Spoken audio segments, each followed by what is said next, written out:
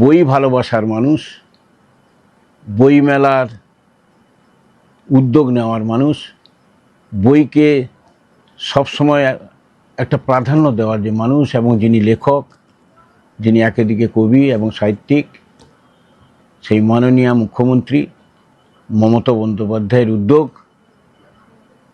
এবং মন্ত্রী অরূপ বিশ্বাসের তত্ত্বাবধানে গড়িয়া গ্রন্থমেলা শুরু হচ্ছে। এটা শুরু হবে 21শে মার্চ 2025 এবং এটা চলবে 30শে মার্চ 2025 পর্যন্ত।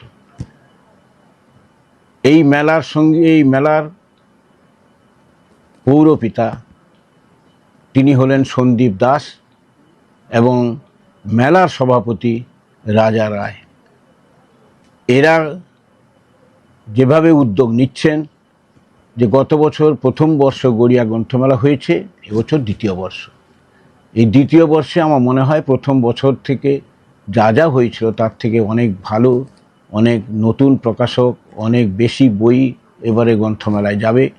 আমি জানি সদ্য বইমেলা শেষ হয়েছে সেন্ট্রাল পার্কে, কিন্তু দক্ষিণ কলকাতা থেকে অনেক মানুষ আসতে পারেননি এবং যারা অনেকে আসেননি তাদের কাছে সুখবর হলো যে দক্ষিণ কলকাতায় এই গড়িয়া বইমেলা আগামী দিনে এবং এখনই আপনাদের সেই বইমেলায় আসা দরকার এবং সেই বইমেলায় যে গত বছর যেসব বই কিনেছিলেন সেগুলো নিশ্চয়ই আপনাদের পড়া হয়ে গেছে।